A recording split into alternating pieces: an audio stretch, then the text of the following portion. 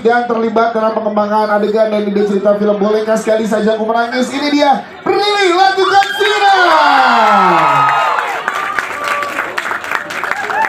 Ya, sudah lengkap semuanya bersama dengan kita. Boleh lebih merapat lagi, boleh foto dulu.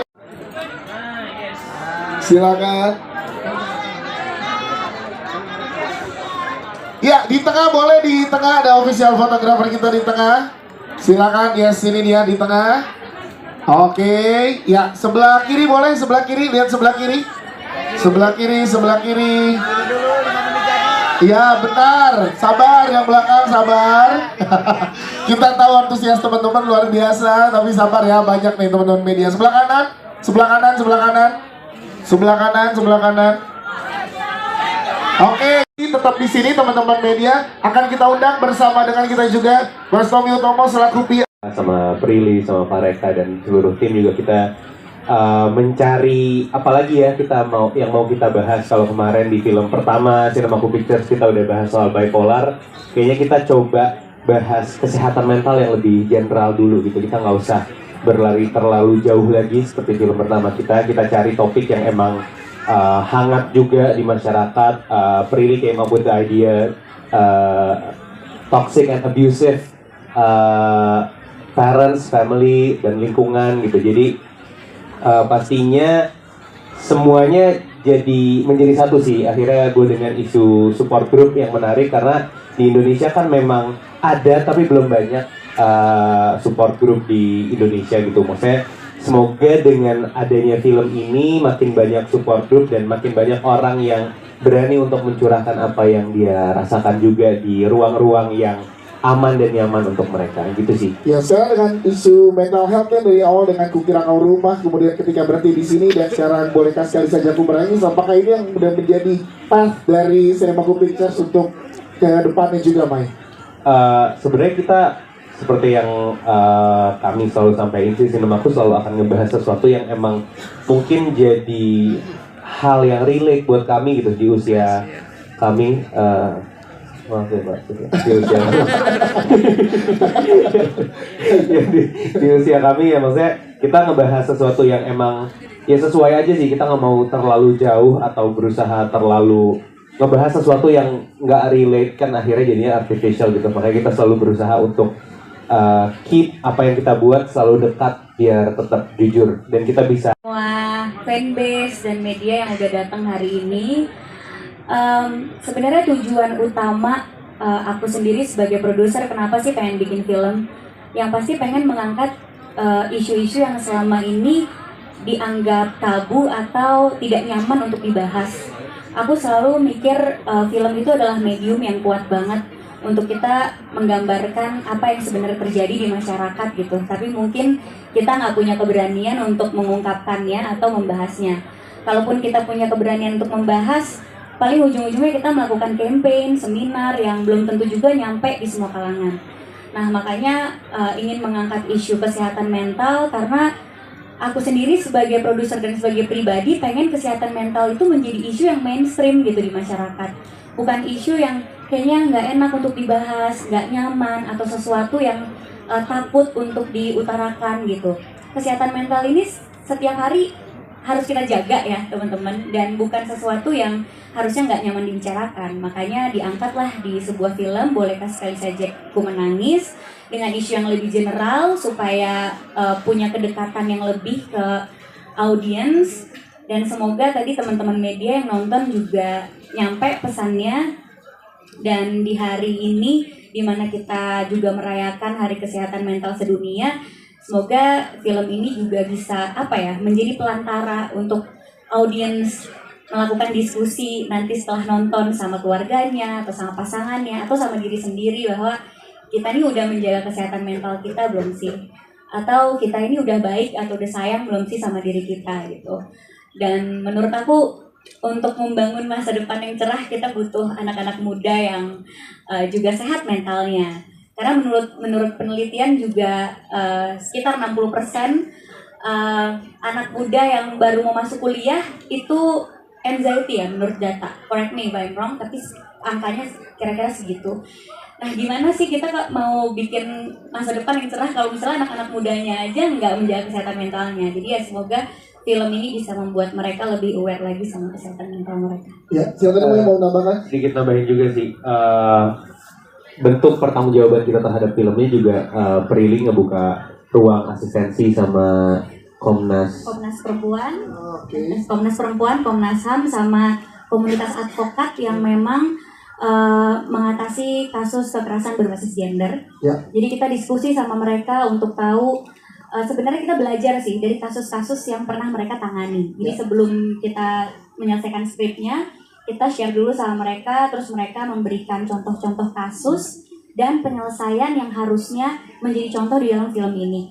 Karena concern dari Komnas Perempuan jangan sampai film ini menggambarkan penyelesaian yang harusnya tidak dilakukan gitu. Jadi tetap harus ada simbolis bagaimana sih seharusnya korban atau penyintas menyelesaikan sebuah masalah, apalagi yang berhubungan sama kekerasan seperti itu. Berarti dari Prilly, Umay, dan teman-teman di Sinemaku nggak berhenti hanya di film gitu ya, Pak? Ada lagi lanjutan pertanggungjawabannya karena In Real Life punya tujuan itu ya ke depannya ya untuk kesehatan mental anak-anak muda ya. Betul, dan film ini kan kita pengen ditonton sama semua orang.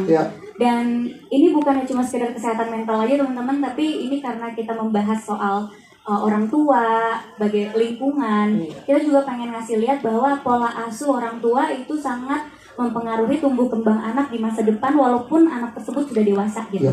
Jadi anak tersebut sudah dewasa, terus ternyata dia punya sifat-sifat tertentu, itu belum tentu dia orang yang tidak baik, tapi bisa jadi karena dia tumbuh di lingkungan yang tidak tepat atau pola asuhnya juga tidak tepat gitu. Jadi kita pengen menggambarkan, kan banyak orang tua muda gitu ya, jadi kayak mereka juga bisa harus aware untuk menjadi orang tua itu tanggung jawab yang besar sekali, karena bagaimana cara mereka membesarkan anak itu akan menentukan masa depan anak tersebut.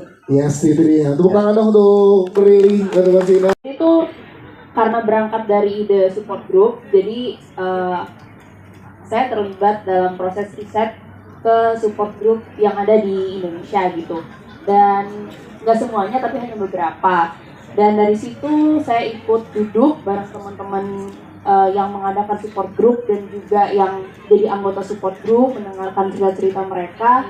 Dan di situ jadi mengerti gitu kenapa mereka datang ke support group dan apa yang bikin mereka merasa butuh untuk datang ke support group gitu.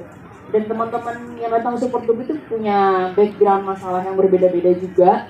Jadi di situ aku berusaha memahami, berusaha menajamkan empati juga buat ngebantu aku untuk menggodok cerita sekaligus karakterisasi untuk karakter-karakter yang ada di film Bolehkah Sekali Saja Aku Menangis gitu sih. Siap, tepuk tangan dong. Mental. Kalau di film aku kan lebih ke mensupport si Dikta, jadi si Dikta, Si Baskara.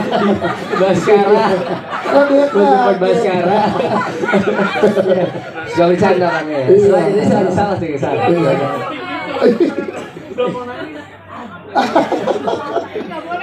Oke. Terus. Iya, jadi aku yang berusaha untuk menyadari dan membuat Baskara itu menjadi orang yang lebih dewasa lagi dengan permasalahan yang dia miliki di masa lalu. Gitu. Berarti menurut suara penting ya di circle pertemanan ada karakter kayak lu di dalam real life kita gitu ya. Penting banget Ya. karena aku tahu kan kita circle itu atau lingkungan kita tuh sangat mempengaruhi kita ya. Jadi kalau kita punya circle atau lingkungan yang positif itu akan mengarahkan kita jadi orang yang positif. Itu dia. Pintar banget. Jawabannya. Bisa Pak ya? Terima kasih. Selanjutnya kita juga ada Umi Guari yang bagus ini. Bantu jawab cakep ya, bantu Iya, jawab cakep. silakan nih. Belum. Belum Mas, saya tahu saya cakep tapi dia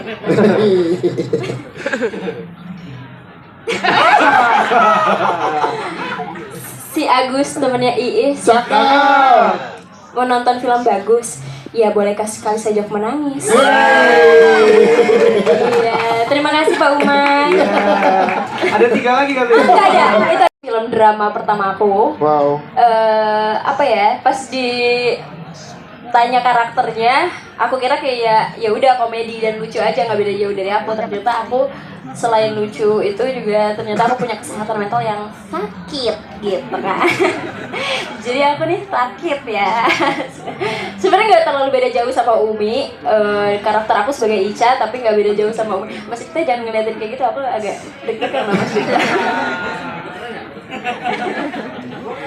Oh, tapi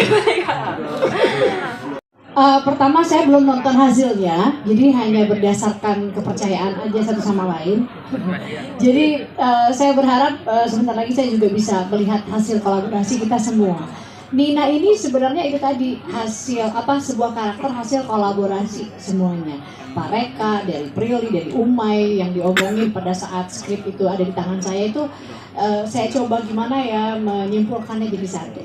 Tapi terlepas dari skenario film Bolehkah Sekali Saja Ku Menangis, saya yang adalah insan seni gitu ya, dari nyanyi, dari ke acting, itu benar-benar merasa nikmat banget ada di produksi ini gitu, karena di sini benar-benar kayak kasih tongkat estafet dari produksi sebelumnya ke produksi yang saat ini tuh benar-benar saya harus bikin sesuatu yang bernilai lebih di sini gitu. Dan yang membahagiakan buat saya di produksi Bolehkah Sekali Saja Ku Menangis adalah bukan saja kita semua setuju, bersepakat, bekerja sama, berkolaborasi untuk bikin sesuatu yang penting, sesuatu yang memang ada dampaknya yang baik, tapi ini kok bisa ya diramu menjadi sesuatu yang seru gitu. Karena saat ini kita tidak bisa dikasih pilihan antara dua itu tuh.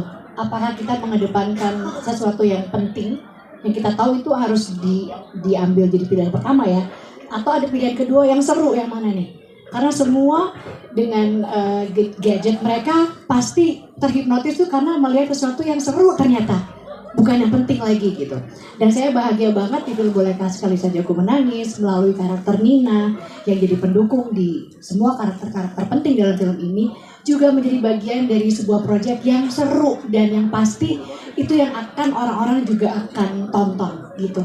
Yes, itu dia. Terima kasih Ibu Winnie, thank you banget. Si JKT48 di sini aku berperan sebagai Sarah, adiknya kakak Baskara, kakak aku. Ya, di real life-nya aku anak pertama, punya 2 adik. Tapi di film ini aku adalah adik seorang kakak yang sebenarnya sayang banget sama kakaknya. Dan sebenarnya sosok Sarah ini juga sosok yang kelihatannya dewasa dan kelihatannya independen, kelihatannya kuat, kelihatannya jauh lebih dewasa daripada kakaknya. Padahal sebenarnya dia menyimpan, ada banyak perasaan juga yang dia simpan gitu. Ada banyak, aku pengen merasa diakui juga oleh kedua orang tua aku, seperti kakak juga gitu. Itu sih, Kak. Terus gimana, seru nggak proses syuting sama Kak Dikta di sana? Seru banget. Seru banget. Tadi kita udah pada nonton ada adegan intens tuh antara kakak dan adik. Iya, seru. Gimana, boleh ceritain dong biar chemistry-nya. Om Dikta seru soalnya juga.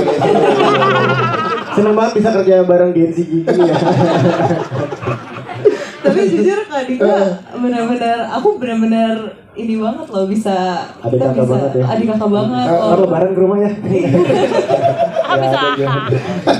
Karena Kak Dikta juga open banget kan, terbuka banget sama hal-hal yang aku rasa kayak, Kak, aku kayak gini gak apa-apa gak ya? Kak, aku kan masih ada rasa gak enaknya gitu ya kalau ke Kak Dikta. Tapi Kak Dikta juga benar-benar ya jadi curhat ke aku, jadi cerita juga jadinya kita. Oke, siap. Terima kasih tepuk tangan untuk Grace aja gitu. Thank you. Kita ke baru Ngomong keras, saya nggak bisa fisikal, apalagi anti deh tuh. Ya untungnya ada Mas Reka, ada Mas Rosan yang ngebantuin untuk jadi pras ya. Tapi yang membuat saya betul-betul jatuh cinta itu adalah ceritanya. Cerita itu luar biasa loh, Bapak. Untuk sama Dita ya, sudah saya lahir dari keluarga yang sangat bahagia dan saya S3 di luar negeri dan lain-lain. Jadi nggak relate banget. Cuman untuk masuk ke karakter ini saya mencoba untuk meresearch ya. Benar saya pernah jadi atlet dulu dan gagal juga gitu kan. Dan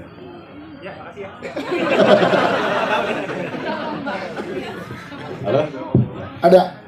Wah, diskriminasi. Iya, sampai mana tadi? Pernah jadi atlet. Oh iya, pernah jadi atlet dan sebenarnya nggak gagal sih, Wok. Karena waktu itu saya jadi atlet karena paksaan orang tua kan. Terus kalau di sini Baskara adalah seorang yang ingin jadi atlet tapi gagal. Jadi ya kurang lebih mirip lah. Gitu. Terus kalau lo ketemu Dikta, ketemu karakter Baskara dan sebaliknya Baskara ketemu Dikta, apa sih yang pengen lo omongin? Lah sama. Mirip. Apalagi. Kan ada depan gua. Iya. Guys, pertanyaannya gue bingung nih. Apa yang pengen lo bilang bener ke Iya, karakter Baskara? Jangan terlalu ambis lah bro. Gitu. Yes. Itu mirip tadi. Mirip, sama. Saudara nih. Tapi susah nggak sih, punya struggle sendiri, tapi pengen sisi lain Baskara menemani kesembuhan dari tari gitu. Satu sisi pengen nemenin, satu sisi punya Nah strategi iya itu juga. menarik banget.